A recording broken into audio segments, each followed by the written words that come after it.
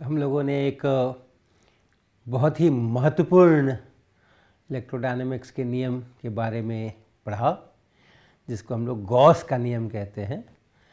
और वो गॉस का नियम हमने इस तरह से लिखा, divergence of electric field equal to rho by epsilon naught. और कई उदाहरण हमने लिए जिसमें इलेक्ट्रिक फील्ड हमें पता था, तो हमने उसका डाइवर्जेंस करके और क्या चार्ज डिस्ट्रीब्यूशन है, किस जगह पर कितनी चार्ज की डेंसिटी है, वो फंक्शन यहाँ से कैलकुलेट किया, ये देखा।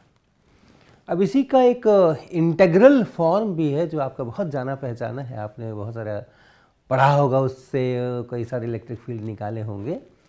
और वो इंटीग्रल फॉर्म ऐसा है कि आपको एक वॉल्यूम की कल्पना करें, किसी प्रकार के एक पूरे वॉल्यूम की कल्पना करें, और उस वॉल्यूम में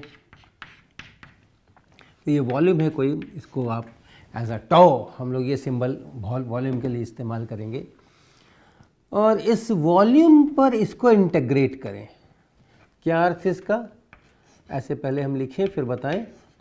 divergence of E D tau equal to integration rho by epsilon naught D tau. अर्थ क्या हुआ? अर्थ हुआ कि ये जो पूरा वॉल्यूम है, इस वॉल्यूम के अंदर हम छोटे छोटे छोटे छोटे वॉल्यूम्स में इसको डिस्ट्रीब्यूट कर लें, और कोई एक छोटा वॉल्यूम जो अंदर में है, अंदर में उसको हम लोग डी टॉ ऐसा लिखेंगे। और ये वॉल्यूम हम पूरे यहाँ लेंगे, यहाँ लेंगे, वहाँ लेंगे, वहाँ लेंगे, पूरे वॉल्यूम के अंदर में हर जगह डी टॉ डी टॉ डी टॉ डी टॉ ले करके, और पूरे इस टॉ को वैसे हमने बांट के रखा है। और कोई एक पकड़ा हमने, और उस जगह पे हमने इस डाइवर्जेंस ऑफ ई का मान देखा। जिस जगह पे ये डी टॉ बनाया है हमने, उसी जगह पर अगर हमने एक्सेस अपने बनाए, तो ये जो पोजीशन है, ये जो पोजीशन है, इस पोजीशन पे और हमने डी टॉ बनाया है, तो इसी पोजीशन पर क्या है, डाइवर्जेंस ऑफ ई का मान, ये हम यहाँ पर लिखें। और फिर ये जो डी टॉ हमने लिया है, आयतन जितना लिया है, वॉल्यूम जितना लिया है, उस डी टॉ से उसको मल्टीप्लाई करें, और ऐसा हर डी टॉ के लिए करें, हर एक डी टॉ के लिए ऐसा करके, और फिर सबको सम करें, तो वो कहलाएगा इंटीग्रेशन। तो इसको हम लोग वॉल्यूम इंटीग्रेशन कहेंगे, है ना। ये है वॉल्यूम इंटीग्रेशन, क्योंकि ये एक वॉल्यूम, एक आयतन पर हिस्से बना करके और तब ये इंटीग्रेट किया जा रहा है, तो ये वॉल्यूम इंटीग्रेशन। इसी तरह यहाँ देखें तो जिस जगह हमने ये डी टॉ लिया है, उस जगह पे जो चार्ज डेंसिटी है, चार्ज पर यूनिट वॉल्यूम, इस डी टॉ में अगर कोई चार्ज डी क्यू है, तो डी क्यू बटा डी टॉ ये यहाँ की चार्ज डेंसिटी कहलाएगी। तो यहाँ जो चार्ज डेंसिटी है रो, उसको लिखें, डिवाइडेड बाई एप्सिलॉन नॉट है, और फिर से उसको डी टॉ से मल्टीप्लाई करें, तो ये यहाँ का चार्ज बनेगा, रो इंटू डी टॉ, ये यहाँ का चार्ज बनेगा। और ऐसा ही हम पूरे में सभी डी टॉ पर यहाँ वहाँ वहाँ वहाँ इसको करके जोड़ दें, तो वो ये राइट हैंड साइड है। इसलिए राइट हैंड साइड में आप आराम से देख सकते हैं, इस एप्सिलॉन नॉट को अगर आप बाहर ले लें, तो हम पहले इधर का पार्ट लिखें, divergence of E D tau is equal to 1 by epsilon naught, यहाँ लिख लें, रो डी टॉ, और ये वॉल्यूम के ऊपर है, वह सेम वॉल्यूम जो इधर वही वॉल्यूम इधर। तो ये इसको आप देख सकते हैं कि ये टोटल चार्ज कितना है इस वॉल्यूम के अंदर में, वो ये बन गया। क्योंकि ये जो रो डी टॉ है, ये रो डी टॉ इतनी दूर का चार्ज है, इस डी टॉ के अंदर का चार्ज है। इसी तरह से रो को डिफाइन ही करते हैं, चार्ज डेंसिटी। ये रो जो है ये चार्ज डेंसिटी है, और चार्ज डेंसिटी का अर्थ है डी क्यू डी टॉ। इतने वॉल्यूम में जितना चार्ज है, अब वॉल्यूम से भाग लगा दें तो चार्ज डेंसिटी कहलाती है। इसलिए रो इंटू डी टॉ बराबर डी क्यू है ये।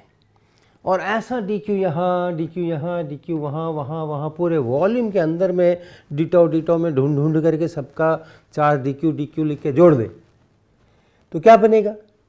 बनेगा कि उस वॉल्यूम के अंदर में टोटल नेट चार्ज कितना है। कहीं पे वो चार्ज नेगेटिव भी हो सकता है, कहीं पॉजिटिव भी हो सकता है, तो सीधा जोड़ है वो कुल मिला के प्लस माइनस कर वर के जो अंत में इसके अंदर में जितना टोटल चार्ज है, नेट चार्ज है, वो यहाँ निकल कर के आ रहा है। तो इसको आप लिख सकते हैं Q inside over epsilon not. Inside यानी जो वॉल्यूम है इसके अंदर, और इधर का जो इंटीग्रेशन है वो एक बहुत सुंदर थ्योरम है, हम चर्चा कर चुके हैं इसकी, जिसको कहते हैं गॉस डाइवर्जेंस थ्योरम।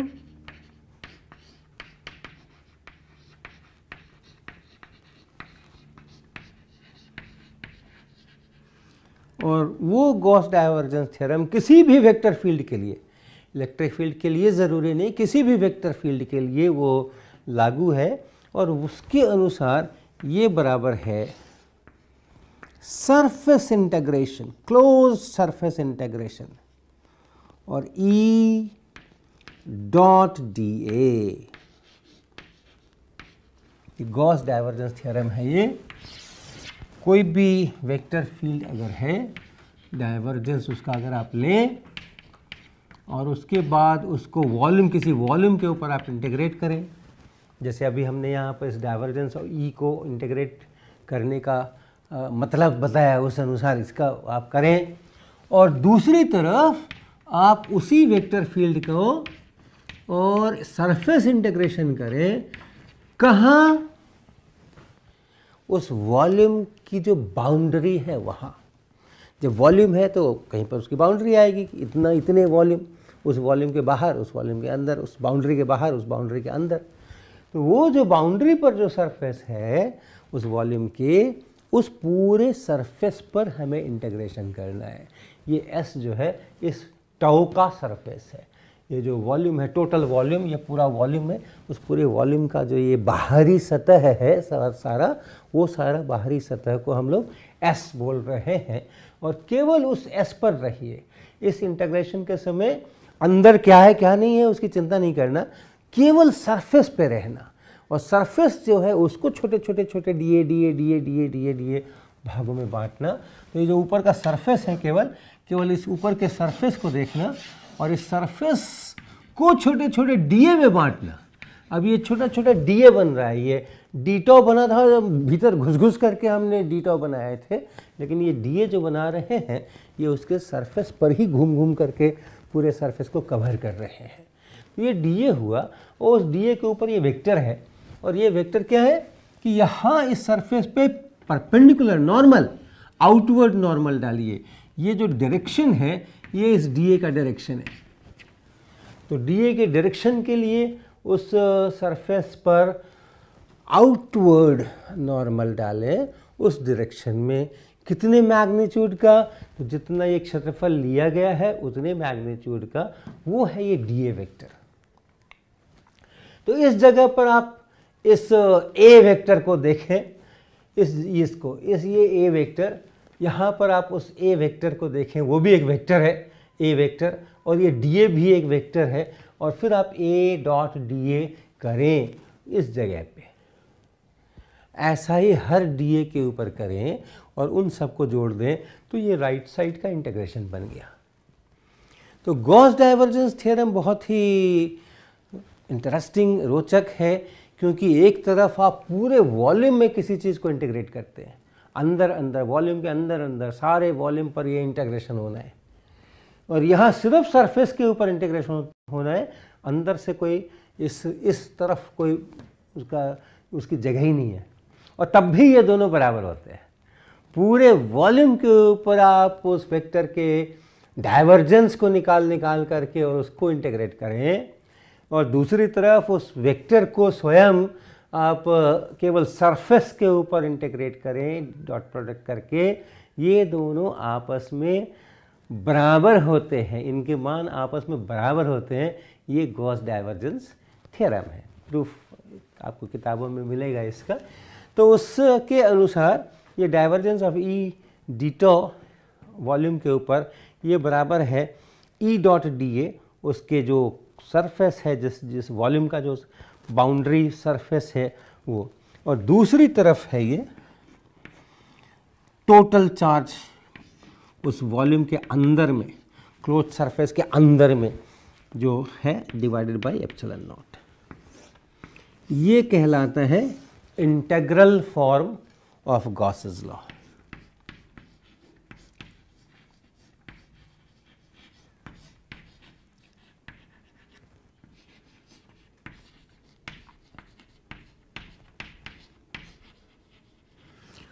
और ये कहलाता है differential form, differential form of Gauss's law.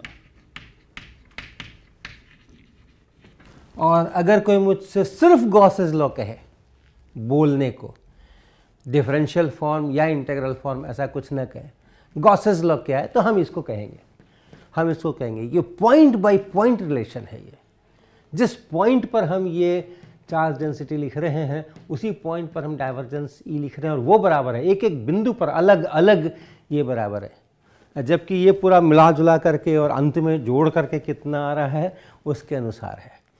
तो इसलिए ये सामान्यतः गॉसेस लॉ कहा जाता है, और इसको डिफरेंशियल फॉर्म भी कहते हैं क्योंकि डिफरेंशियल इक्वेशन है यहाँ पे, और ये इंटीग्रल फॉर्म ऐसा इसको कहते हैं। ये आपका परिचित फॉर्म है ना। क्लास स्कूल में जब आपने पढ़ा होगा तो उस समय आपने यही गॉसेस लॉ के नाम में यही पढ़ा होगा कि ई डॉट डी ए का इंटीग्रेशन, इसको फ्लक्स भी कहते हैं। ये जो E dot D A over a surface है इसको हम लोग कहते हैं flux of electric field, flux of electric field.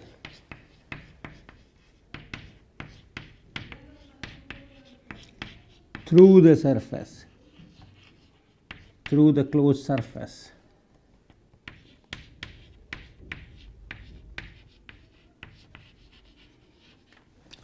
तो किसी क्लोज सरफेस से जाता हुआ टोटल इलेक्ट्रिक फ्लक्स बराबर उसके अंदर का total charge divided by epsilon not, ये सब तरह से आपने इसको पढ़ा हुआ होगा और इसके एप्लीकेशंस भी आपने कई सारे किए होंगे। तो जो एक बहुत महत्वपूर्ण चीज़ है इसमें जानने की और अभ्यास में लाने की वो ये है कि अंदर में राइट हैंड साइड में अगर आप देखिए तो अंदर में जितना चार्ज है वो यहाँ लिखा गया है, बाहर के चार्ज की यहाँ कोई चर्चा नहीं है। इस वॉल्यूम के बाहर भी चार्जेस हो सकते हैं, यहाँ कहीं पे, यहाँ कहीं पे, यहाँ कहीं पे, ये सब जगह पर भी चार्जेस हो सकते हैं, लेकिन इस इक्वेशन में बाहर वाले चार्जेस का कोई सरोकार नहीं है, केवल अंदर में, वॉल्यूम के अंदर में जितने चार्जेस हैं उन्हीं को लिखने का है। लेकिन जो लेफ्ट हैंड साइड में इलेक्ट्रिक फील्ड ई है, ये रिजल्टेंट इलेक्ट्रिक फील्ड है। ये रिजल्टेंट इलेक्ट्रिक फील्ड है। जब आप यहाँ पर ये ई डॉट डी ए निकालने के लिए सरफेस के किसी पॉइंट पर इलेक्ट्रिक फील्ड लिखेंगे और उस इलेक्ट्रिक फील्ड के साथ में आप इस डी ए का डॉट प्रोडक्ट करेंगे, तो ये इलेक्ट्रिक फील्ड सभी चार्जेस के कारण इलेक्ट्रिक फील्ड है। जो इस वॉल्यूम के अंदर है उनके कारण भी, जो वॉल्यूम के बाहर है उनके कारण भी। यहाँ जो इलेक्ट्रिक फील्ड लिखा जा रहा है वो कि ऐसा नहीं है, ऐसा नहीं सोचिएगा कि यहाँ केवल अंदर के चार्जेस हैं राइट हैंड साइड में तो ये अंदर के चार्जेस के कारण से इलेक्ट्रिक फील्ड है, ऐसे नहीं। ये सबके कारण से इलेक्ट्रिक फील्ड है। अंदर में, बाहर में, जहाँ जहाँ चार्जेस है वो सब मिलके जितना इलेक्ट्रिक फील्ड यहाँ पैदा कर रहे हैं वो यहाँ पे अपने को लिखना है। तो ये एक चीज़ कई बार मिस हो जाती है, तो इसको ध्यान में रखने का है। फिर इसके कई सारे एप्लीकेशंस आपने किए होंगे। सबसे जो किताबों में सबसे पहले रहता है point charge, point charge, electric field due two point charge. इस फॉर्म में क्या है, हम लोग इसका इस्तेमाल करते हैं सामान्यतः कि हमारे पास कुछ चार्ज डिस्ट्रीब्यूशन दिया हुआ है और उसके कारण हम कहीं पे इलेक्ट्रिक फील्ड निकाल रहे हैं। इसका इस्तेमाल हम करते हैं कि हमें इलेक्ट्रिक फील्ड दिया हुआ है और उसके कारण से किस चार्ज डिस्ट्रीब्यूशन से वो आया है इलेक्ट्रिक फील्ड, उसको निकालने की कोशिश यहाँ से करते हैं। यहाँ से उसका उल्टा काम है। चार्जेस अगर मेरे को दे रखे हैं तो इलेक्ट्रिक फील्ड निकालने का हम लोग कोशिश करते हैं। तो कई परिस्थितियों में इसका उपयोग करके इलेक्ट्रिक फील्ड निकालना आसान होता है, कई परिस्थितियों में नहीं भी होता है। तो जो एक सबसे पहले हम लोग पढ़ा करते हैं क्लासेस के अंदर में, स्कूल्स के अंदर में, वो है कि एक पॉइंट चार्ज क्यू है। और उसके कारण से और वहाँ से कुछ r डिस्टेंस के ऊपर एक पॉइंट है, तो उस पॉइंट पर इलेक्ट्रिक फील्ड का मान बताएं। और उसके लिए हम लोग कहते हैं कि अच्छा हमें यहाँ पे इलेक्ट्रिक फील्ड चाहिए, तो एक स्फेरिकल सरफेस बनाते हैं, पूरा गोल गोल एक स्फेरिकल सरफेस बनाते हैं जिसका सेंटर यहीं इस क्यूब पे ले लेते हैं, और वो स्फेरिकल सरफेस इस पॉइंट से होके गुजरता है। और फिर हमारे आर्ग्यूमेंट शुरू होते हैं। क्या आर्ग्यूमेंट शुरू होते हैं? हम कहते हैं इस पूरे स्फेरिकल सरफेस पे इसका इस्तेमाल करो, इसका इस्तेमाल करो, और क्या लिखो, E dot dA integration surface के ऊपर, उस सरफेस के ऊपर बराबर अंदर में जितना चार्ज है, ये Q चार्ज यहाँ लिखा है, तो Q divided by epsilon not, ये इतना, ऐसा लिखते हैं हम पहले। और फिर इसका इवैल्यूएशन करते हैं, इसकी गणना करते हैं, और यहीं पे बहुत सारा आर्ग्यूमेंट्स है। कैसे गणना करते हैं? क्या है ये है कि आप इस पूरे सरफेस के ऊपर जगह जगह पर dA लीजिए, जगह जगह पर आप अपना dA बनाइए, कभी यहाँ कभी वहाँ कभी वहाँ, ऐसा अलग अलग जगह पे आप dA बनाइए और पूरे को इसी तरह से बांटिए और हर जगह E डॉट dA कीजिए। तो सबसे पहली चीज़ क्या है कि कहीं पर भी आप होंगे, यहाँ होंगे, यहाँ होंगे, यहाँ होंगे, यहाँ होंगे, सरफेस के ऊपर, सरफेस पे ये ध्यान रखने का है, तो वो सभी पॉइंट्स जो आप ले रहे हैं वहाँ इलेक्ट्रिक फील्ड की दिशा इस सेंटर से उस पॉइंट को मिलाने वाली जो लाइन है, रेडियल लाइन है, रेडियस है, उसी के अलोंग होगी। ये पहली बात आप सोचें। E at any point on the surface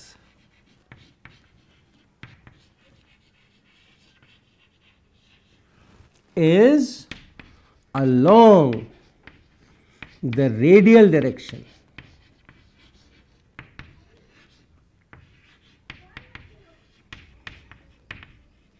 अगर आप इसको ओरिजिन कहें, XYZ एक्सेस बनाए और उसके बाद स्फेरिकल पोलर कोऑर्डिनेट्स का इस्तेमाल करें r थीटा y का, तो ये जो डायरेक्शन है वो r कैप का डायरेक्शन होगा, जिधर r बढ़ता है। तो अगर आप यहाँ पर हैं तो ये डायरेक्शन हुआ, अगर आप यहाँ पर हैं तो फिर ये डायरेक्शन हुआ, आप यहाँ पर हैं तो फिर ये डायरेक्शन हुआ। आप कल्पना कीजिएगा, ये दो डिमेंशन का बोर्ड है, लेकिन आप कल्पना कीजिएगा एक स्फेरिकल सरफेस है, केंद्र के ऊपर एक चार्ज Q है और हमें यहाँ इलेक्ट्रिक फील्ड चाहिए उसके सरफेस के किसी पॉइंट पे। तो जो इलेक्ट्रिक फील्ड है हम बोलते हैं कि वो हमेशा रेडियस के ही डायरेक्शन में रहेगा, बाहर की तरफ जा सकता है या अंदर की तरफ जा सकता है, लाइन उसकी वही रहेगी। क्यों? कैसे हम कह सकते हैं ये? क्या हम ऑलरेडी अपनी पुरानी जानकारी कूलम्ब्स लॉ का इस्तेमाल कर रहे हैं? क्योंकि हम तो गॉस थ्योरम, गॉस लॉ का इस्तेमाल करके और यहाँ फील्ड जानना चाहते हैं, तो पहले ही से हमें फील्ड पता है क्या, या फील्ड की डायरेक्शन पता है क्या, जिसका हम यहाँ इस्तेमाल कर रहे हैं क्या? तो वास्तव में हम उसका इस्तेमाल नहीं कर रहे हैं और बिना कहे, बिना उस जानकारी का इस्तेमाल किए हुए भी हम ये बात कह सकते हैं। क्यों? यहाँ पर एक बहुत प्रकृति की दूसरी बड़ी इंटरेस्टिंग चीज़ आती है जिसको हम लोग सिमेट्री कहते हैं। आप इस रेडियल डायरेक्शन के अलावा कोई दूसरा डायरेक्शन सोचिए। मान लीजिए टैंजेंट की तरफ हो, मान लीजिए टैंजेंट की तरफ हो, तो टैंजेंट की तरफ अगर इलेक्ट्रिक फील्ड होना है, या एक कंपोनेंट मान लीजिए टैंजेंट की तरफ होना है, तो उस पॉइंट से बहुत सारे टैंजेंट खींचे जा सकते हैं। इस पॉइंट से बहुत सारे टैंजेंट खींचे जा सकते हैं। जैसे आप देखिए, अगर ये स्फेरिकल सरफेस आप सोचें और यहाँ पर ये DA को देखें, यहाँ मान लीजिए मेरा ये पॉइंट है और हम कहें कि टैंजेंट के डायरेक्शन में इलेक्ट्रिक फील्ड होना चाहिए, तो कौन सा टैंजेंट? आप वो टैंजेंट ऐसे भी खींच सकते, आप वो टेंजेंट ऐसे भी खींच सकते हैं, आप ऐसे भी खींच सकते हैं, आप ऐसे भी खींच सकते हैं, आप बहुत तरीके से वो टेंजेंट खींच सकते हैं। और ये सारे टेंजेंट एक दूसरे से आप उसमें भिन्नता नहीं कर सकते हैं कि कौन सा वाला स्पेशल है जो जिधर इलेक्ट्रिक फील्ड का कंपोनेंट होना चाहिए। और इस तरह से अगर कई सारे इक्विवेलेंट डायरेक्शंस अवेलेबल हो और इलेक्ट्रिक फील्ड को एक ही खास डायरेक्शन लेना है, तो फिर इसमें से वो कोई भी डायरेक्शन नहीं ले सकता और उस तरफ उसका कोई भी कंपोनेंट नहीं हो सकता। कॉम्पिटिटर है, अगर ये डायरेक्शन आप कहेंगे तो फिर ये क्यों नहीं कहेंगे, ये क्यों नहीं कहेंगे, ये क्यों नहीं कहेंगे, ये क्यों नहीं कहेंगे, ये क्यों नहीं कहेंगे। ये सारे डायरेक्शंस एक दूसरे के कॉम्पिटिटर्स हैं और आप भेदभाव नहीं कर सकते। किसी एक को बिना किसी कारण के आप सेलेक्ट नहीं कर सकते, बाकियों को रिजेक्ट नहीं कर सकते। जबकि रेडियल डायरेक्शन की बात अगर करें, अगर हम कहें कि ये इस डायरेक्शन में है तो इसका कोई कॉम्पिटिटर नहीं है, इस डायरेक्शन का कोई कॉम्पिटिटर नहीं है, ये यूनिक डायरेक्शन है। बस इसमें बाहर की तरफ या अंदर की तरफ इतनी ही अनसर्टेनिटी है और तब वो चार्ज प्लस है या माइनस है, उसके अनुसार वो इलेक्ट्रिक फील्ड कभी बाहर की तरफ या कभी अंदर की तरफ हो सकता है। तो इसलिए ये सिमेट्री के आर्ग्यूमेंट से हम कह सकते हैं कि किसी भी पॉइंट पर जब हम इसको देखेंगे इलेक्ट्रिक फील्ड को, तो उसका डायरेक्शन हमेशा उसकी तरफ होगा। और इस कारण से ये जो E डॉट dA है, E vector dot dA vector, इसको आप लिख सकते हैं E dA। E D A cos theta होता है साधारणतः, आपको याद होगा। ई डॉट दो वेक्टर्स अगर हैं ए और बी तो लिखते हैं तो ए बी कॉस थीटा लिखते हैं, जहाँ थीटा इन दोनों के बीच का एंगल है।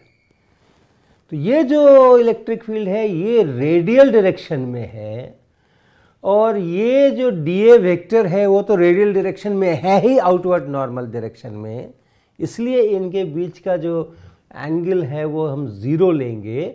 अगर ई बाहर की तरफ है, ई अंदर की तरफ है, तो फिर वो माइनस हो करके आएगा।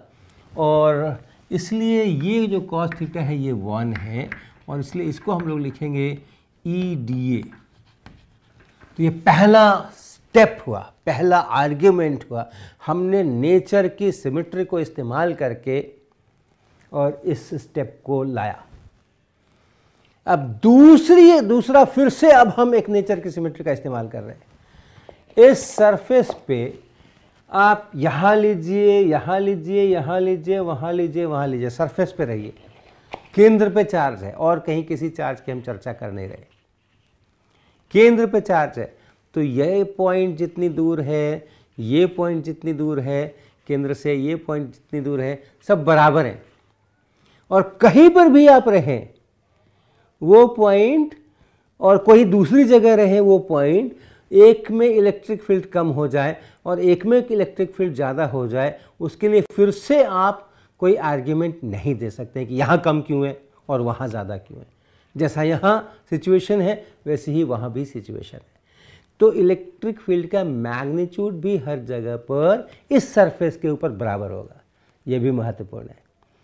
तो ये दूसरा आर्ग्यूमेंट जब हम लोग इस्तेमाल करते हैं तब हम कहते हैं कि ये ई पूरे इंटीग्रेशन के दौरान इसका मैग्नीट्यूड बदलता नहीं है और इसलिए इसको हम इंटीग्रेशन से बाहर लिख सकते हैं, ई डी ए ऐसा लिख सकते हैं।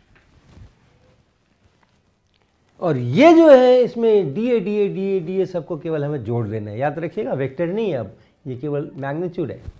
तो क्षेत्रफल का मैग्नीट्यूड मैग्नीट्यूड मैग्नीट्यूड सारा जोड़ देंगे तो टोटल सरफेस बन जाएगा। और आप जानते हैं स्फेरिकल सरफेस में ये 4 पाई इंटू आर स्क्वायर, ये इतना बनेगा। इस तरह इसका हम लोग इवैल्यूएशन करते हैं और ऐसा सरफेस चूज इसीलिए किया था कि हम ये सब काम कर सकें। हम कोई दूसरे तरह का भी सरफेस बना सकते थे, एक चार्ज है और हमने एक ऐसा कुछ सरफेस बना लिया और इस सरफेस पर भी ये इक्वेशन सही है क्योंकि गॉस लॉ हर क्लोज सरफेस के लिए सही है। लेकिन इस सरफेस पर अगर हम इस इक्वेशन को लिखते हैं तो फिर इसमें से इसको हम अलग से इवैल्यूएट नहीं कर पाएंगे। यहाँ कुछ और इलेक्ट्रिक फील्ड होगा, यहाँ कुछ और होगा, यहाँ कुछ और होगा, यहाँ कुछ और होगा, डायरेक्शंस जो है वो रेडियल नहीं होंगे, वो सिमेट्री नहीं होगी। तो ये इक्वेशन सही होगा, लेकिन इसके आगे हम इससे बढ़ नहीं पाएंगे। इसलिए बहुत प्रॉपरली चोजन ये सरफेस होना चाहिए। इसको हम लोग गॉसियन सरफेस कहते हैं।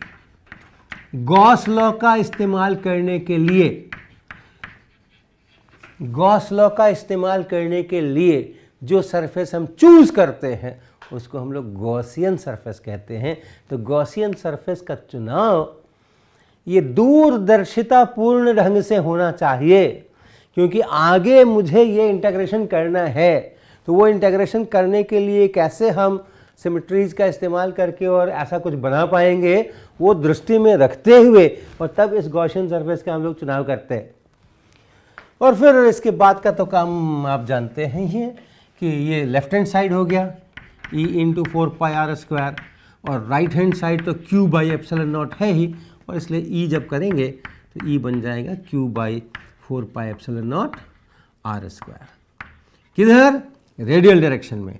हम लोग लिखेंगे E बराबर Q/4πε0 r², r कैप। ऐसा अगर Q नेगेटिव होगा तो ये पूरा केंद्र की तरफ हो जाएगा, अगर Q पॉजिटिव होगा तो पूरा केंद्र से बाहर की ओर हो जाएगा आर कैप डायरेक्शन के अंदर में। तो ऐसे हम लोग लिखते हैं, या इसको ऐसे भी लिख सकते हैं आप, Q into R vector by 4πε0 r³। तो ये सिंपल उदाहरण हमने इसलिए लिया कि जो सिमेट्रीज की बात है कि इसको यहाँ से हम यहाँ कैसे ला रहे हैं उसकी चर्चा करने के लिए हमने इसको ऐसा लिया। ठीक यही बात होगी, ऐसा ही आप आर्ग्यूमेंट्स इस्तेमाल करेंगे अगर आपके पास एक स्फेरिकली सिमेट्रिक चार्ज डिस्ट्रीब्यूशन हो। जैसे मान लें यूनिफॉर्मली चार्ज्ड स्फीयर, पूरे वॉल्यूम है, पूरे वॉल्यूम के अंदर में, और रो कांस्टेंट है, rho is constant, charge density constant.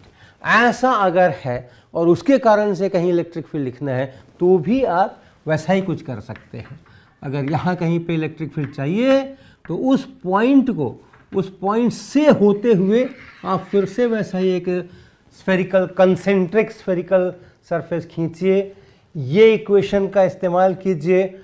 अंदर में कितना चार्ज है, अगर ये पॉइंट इस वॉल्यूम के बाहर है तो ये पूरा का पूरा चार्ज अंदर में है, और इसलिए जितना भी चार्ज Q है वो राइट हैंड साइड में वही Q/ε0 आएगा, और इधर लेफ्ट हैंड साइड में E.dA आएगा।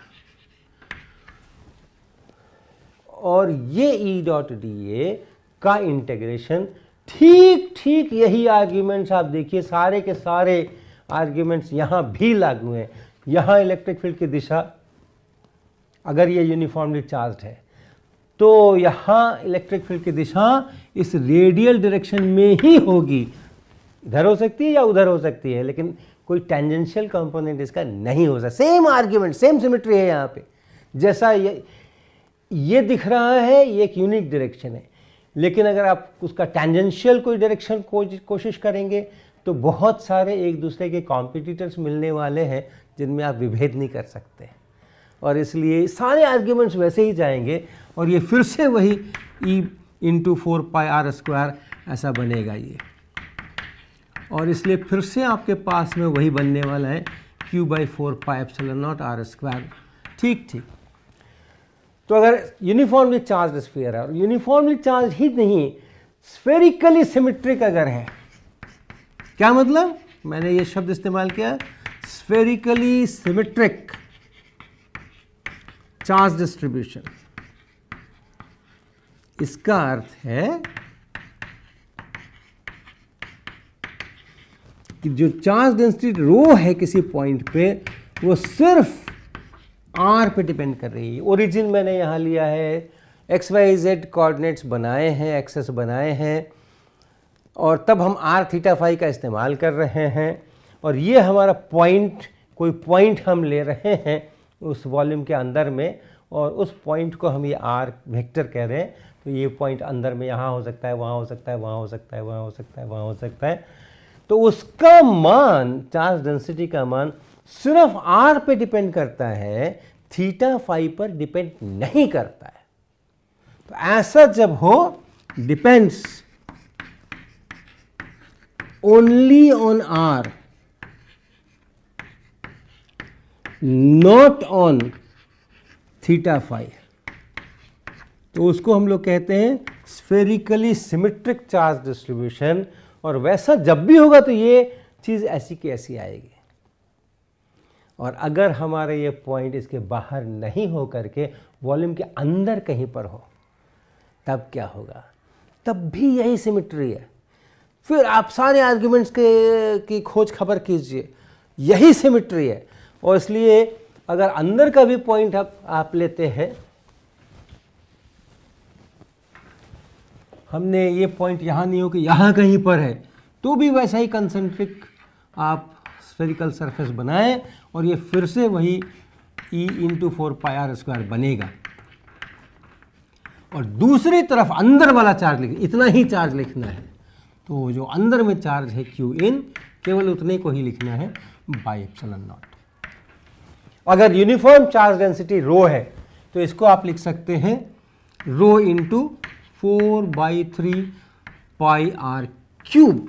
अंदर का टोटल चार्ज, इसके अंदर का जहां पॉइंट है, उस पॉइंट से जो स्फेरिकल सरफेस बनाया आपने, जहां आप इलेक्ट्रिक फील्ड निकालना चाहते हैं, आपका चार्ज यहां तक फैला हुआ है, आपका चार्ज यहां तक फैला हुआ है, लेकिन इलेक्ट्रिक फील्ड यहां चाहिए।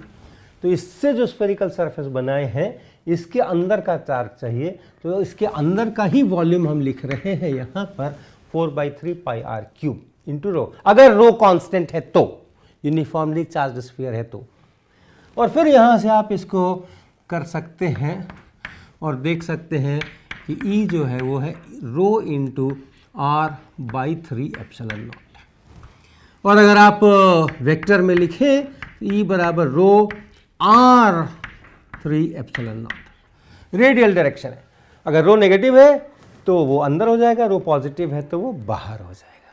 और अगर आप इसको, ये चित्र आपका जाना पहचाना है, r के अगेंस्ट अगर आप इसके मैग्नीट्यूड को केवल प्लॉट करें, ये मैग्नीट्यूड है, तो देखिए आप, ये r बढ़ रहा है, E बढ़ रहा है, लीनियर है। ऐसा कब तक?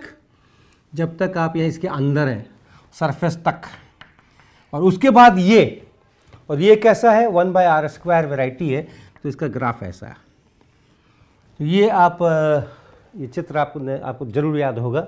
ऐसा हम लोग करते हैं यूनिफॉर्मली चार्ज स्फीयर के अंदर।